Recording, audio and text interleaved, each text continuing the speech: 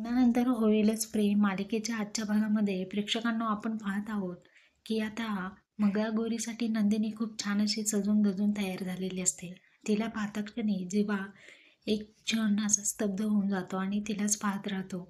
आता जीवाला पाहून नंदिनी म्हणते, काय हो मी छान दिसते का? छान म्हणजे एक्झॅक्टली बरी दिसते का मी? जेव्हा म्हणतो, अगं बरी, खूपच छान दिसतेस तू. असं वाटते की शिट्टीच मारावी, परंतु त्याला शिट्टी मारता येत नाही. नंदिनी म्हणते, घ्या तुम्ही बाकी सर्व शिकला आणि शिट्टी मारता येत नाही.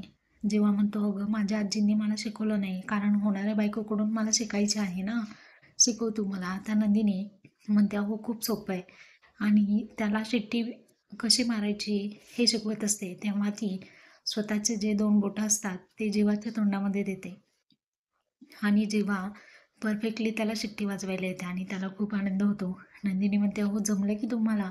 परंतु इथे खूप छान असं रोमॅन्टिक सीन तयार झालेला आहे. जीवा आणि नंदिनी एकमेकांकडे पाहू लागतात.